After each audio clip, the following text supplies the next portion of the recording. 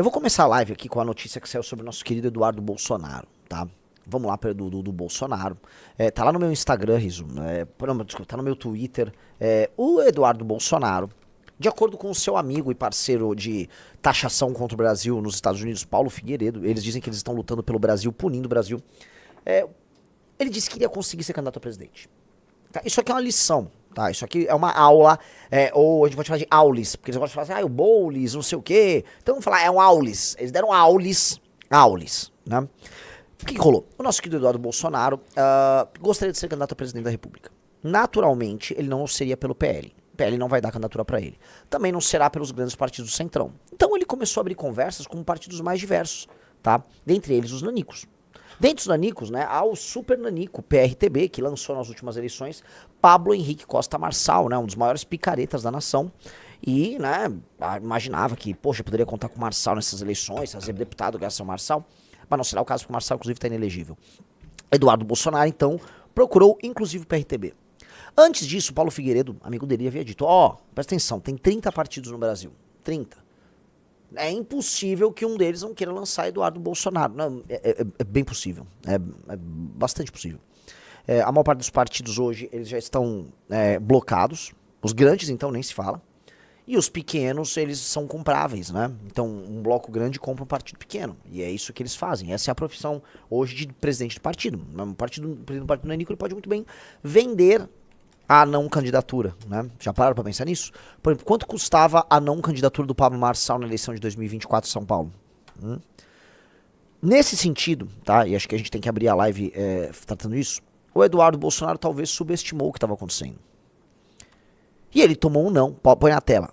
PRTB. Cara, o PRTB nega a filiação de Eduardo Bolsonaro para concorrer à presidência em 2026. Cara, o antigo partido Levi Fidelix, que é uma legendeca de qualquer coisa, ele meteu a porta na cara do Eduardo Bolsonaro. O Eduardo Bolsonaro deve, né, fazer uma lembrança, uma retrospectiva. Dudu, o ano era 2019. Seu pai era presidente da República pelo partido PSL. Ele gostaria de concorrer às eleições seguintes pelo próprio partido, chamado de Aliança pelo Brasil. Seu pai percebia que no PSL a relação ia se desgastando. Ele virou para Luciano Bivar, então presidente do PSL, e disse: Ô Luciano, me dá o partido aí que ele é meu, eu tenho que mandar aqui. Luciano Bivar e Antônio de Rueda, né, proprietários do partido PSL, disseram: não, agora que a gente, né, vai fazer a festa aqui, você vai querer mandar. Nada disso, PSL é nosso, você pode até ter espaço aqui conosco, mas PSL é nosso. Bolsonaro falou: isso é ruim aí, Eduardo, está com você a criação do nosso partido. Eduardo Bolsonaro fala: ok, papai, vou criar o partido. Eduardo Bolsonaro chama seu irmão, o mongoloide Jair Renan. Vocês sabem, o mongoloide Jair Renan, para a posição do quê, Rafael Mendes? Você sabe? Lembra? Não lembro, como que era? Jair Renan foi o presidente do partido montado por Eduardo Bolsonaro. O partido foi confiado a Karina Cufa, uma advogada de baixíssimo nível que opera em Brasília e em São Paulo. O partido contou com vários apoios e os próprios deputados bolsonaristas que estavam no PSL passaram a participar do processo de coleta de fichas para o partido Aliança. Esse processo se inicia em 2019 e ele se encaminha ao longo do ano de 2020.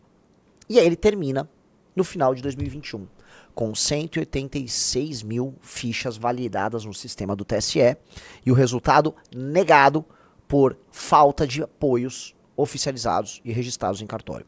Em resumo, Eduardo Bolsonaro tentou e fracassou. Nesse ínterim, nesse meio termo, já lá para 2021, Bolsonaro negocia sua ida ao PL, o partido do Valdemar da Costa Neto. E o plano todo é jogado, né, no lixo. Hoje, neste dia, o que? Hoje é dia 2? Sim. Dia 2 de outubro de 2026, Eduardo Bolsonaro olha para um lado, olha para o outro e fala: nossa, e se eu tivesse feito um partido político? E se o meu grupo político tivesse um partido? Pois é, Eduardo, o seu grupo político não tem um partido. O seu grupo político vai ter que ficar pedindo pinico por aí para poder lançar candidatos. E você, a despeito de ser herdeiro político do teu pai, você não vai conseguir concorrer a lugar nenhum. E posso falar real, amigos, não merece. Não merece, porque política não é um concurso de beleza. Política não é apenas um campeonato de popularidade. Infelizmente, é muito. E é aí grande parte das falhas que a gente vai apontar na democracia estão desenhadas. A democracia é um regime muito falho. A democracia universal, que é essa que nós vivemos, é um regime muito problemático. Ainda mais em tempos de redes sociais, em que políticos são entendidos pelas pessoas como influencers, como entertainers. Um político é um cara que está entretendo os outros. As jornadas políticas das pessoas são mero entretenimento. E mais, os políticos comemoram e mostram que é uma vitória da sua tese, que não existe, o número de seguidores que eles têm. Olha, eu estou muito popular, olha, o povo gosta disso. Lógico, você entretém as pessoas, igual um dançarino, uma dançarina, uma moça que gosta de mostrar a bunda, um jogador de futebol carismático. A política, nesse sentido, ela foi subvertida pelo seu princípio mais democrático de todos, que é a participação popular. Portanto, a participação popular, dada nos termos de uma política baseada exclusivamente na popularidade e no entretenimento, ela é um problema, ela torna a política problemática. E aí você faz o que figuras, como é o caso dos Bolsonaro, que não tem competência e não tem capacidade de se auto-administrar, quanto mais de administrar um país, que eles não consigam fazer coisas, vamos dizer, que um grupo político deles deveria conseguir, como, por exemplo, se organizar para montar um partido. Os Bolsonaro deveriam se organizar e montar um partido. Isso demanda cabeça, inteligência no processo, coisa que eles não têm. E por não terem cabeça e não conseguirem colocar inteligência no processo, eles estão hoje a pé. E olha só, e aí eu olho pra vocês, vejam o tamanho da conquista colossal do nosso grupo. Nós, que somos um grupo menor, mas mais inteligente e organizado, nós temos um partido. Eu não vou pedir pinico pra ninguém se eu quiser ser pré-candidato a presidente. O Kim não vai pedir pinico pra ninguém. Ninguém nosso nunca mais vai pedir pinico. Vai ter que participar das reuniões com os sujeitos que estão só interessados, assim, em quanto voto você vai trazer. E não qual é o teu projeto, qual é o teu sonho, como você vai mudar aquele lugar. Esses atuais caciques que subverteram a lógica política e transformaram a política aqui no Brasil numa gincana, em que eles ficam ricos, em que eles apodrecem de ricos, em que eles decidem coisas com base em estímulos completamente não republicanos. Do tipo, por que o Ciro Nogueira é tão interessado em cuidar de estradas e rodagens? Não, desculpa, esse é o Valdemar da Costa Neto do PL. Ele adora administrar uma estrada de rodagem. Por quê? Ele tem uma vocação transportadora, o Valdemar? Ou ele tem esquemas na área de transporte, como já pegaram outras vezes com os apaniguados que tinham sido colocados nos governos do PT? Só lembrando, o PL, né? Porque, assim, atenção, por favor, se você tá assistindo, avise se você tem um bolsonarista do teu lado. Esse é aquele muito pra lembrar. Ô, bolsonarista, o teu chefe, o Valdemar da Costa Neto, ele sempre esteve nos governos do PT só praticando corrupção. A função social de um Valdemar da Costa Neto, do antigo PR, atual PL, era roubar. Ele estava nos governos do PT roubando. Depois, quando participou dos governos do Temer, não duvide, ele estava roubando. E no governo do Bolsonaro, roubando. Porque a função do PL, do Valdemar, sempre foi roubar. Por isso que ele, assim, ele meteu quase um hat-trick de prisões. Valdemar da Costa Neto é um ladrão que vocês endossam. E vocês não podem endossar. Parem de ser enganados. Estamos em 2025, vocês não podem mais ser enganados por um ladrão como o Valdemar da Costa Neto. Ok? Então, quero deixar isso muito claro pra vocês, pra começar a live aqui, tá?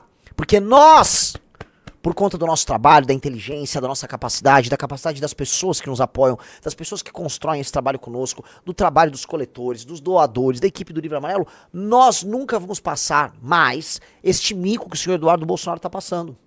E eu me lembro que quando o Kim não conseguiu, ano passado, a legenda para ser candidato a prefeito, os bolsonaristas riram da gente. Os bolsonaristas riram! O Kim não ia ser candidato, não? Pois é, amigos. Pois é, amigos. E aí? O Kim será candidato? E você, Eduardo? Você será candidato?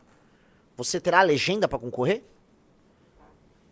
Veja só, a nossa reação diante da injustiça foi muito clara. Baixamos a cabeça e fomos trabalhar. Baixamos a cabeça e fomos trabalhar. A reação dos nossos adversários diante da justiça foi... não sei mais o que fazer. O Eduardo Bolsonaro não sabe o que fazer. Ele não sabe o que fazer. Ele nem tem ideia como ele resolve isso. E vamos lembrar, Eduardo Bolsonaro teve a sua chance de construir um partido.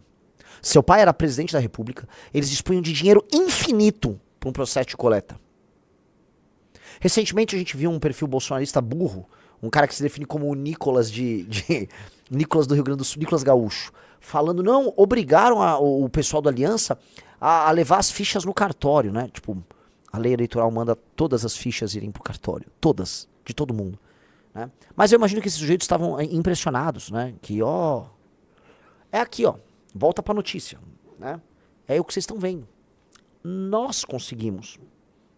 Vocês não, bolsonaristas. Nós não estamos mais... assim, nós não vamos passar sufoco, não vamos pedir pinico. Não vamos nada, não vamos pedir passagem pra ninguém. O nosso caminho tá dado. O de vocês não. Nós vamos construir a história. Não vocês. E por que nós fazemos isso, caros bolsonaristas? É por competência, por inteligência? Claro que é. Claro que é. E eu vou deixar bem claro aqui pra vocês que quando chegarmos ao poder, e eu espero que já seja em 2027, vencendo as eleições presidenciais, nós mudemos o sistema de estímulos da própria democracia para que o voto e a popularidade não sejam o principal elemento que gere o sistema de incentivos para que uma figura entre na política. Portanto, eu vou deixar bem claro, eu venho falando isso em todos os podcasts, isso precisa ficar claro com vocês. O sistema de recompensas, tanto para uma cidade ou um estado receberem dinheiro federal, quanto para um prefeito receber emendas ou um governador receber emendas parlamentares, quanto para um político e o seu partido poderem participar das próximas eleições dispondo de fundo partidário eleitoral, não será mais uma coisa chamada voto. Não será voto. Será resultado concreto oferecido pelo Poder Executivo. Quem vai determinar se o Estado do Maranhão pode receber repasse federal será o desempenho do governador do Maranhão e o desempenho dos prefeitos do Maranhão. Não mais o voto e o lobby. Quem vai determinar se um partido, qualquer um, receba dinheiro, se através de fundo, não será o eleitor que vende o voto. Será o resultado prático que o político gera para a sua cidade. Então, um prefeito que foi lá, eu peguei minha cidade, tá? Com 0 de cobertura de esgoto, eu entreguei ela com 20% de cobertura de esgoto. Ganhou 2 pontos. Olha, eu diminui o número de furtos e roubos de tanto para tanto. Legal, ganhou mais 1 ponto. Olha, o número de pessoas com acesso à água foi para 80%. Pô, mas ganhou mais 2 pontos. Não, olha só. Cara, minha cidade, ela saiu de tal nível no ranking de DEB pra tal nível, tá? Ah, é?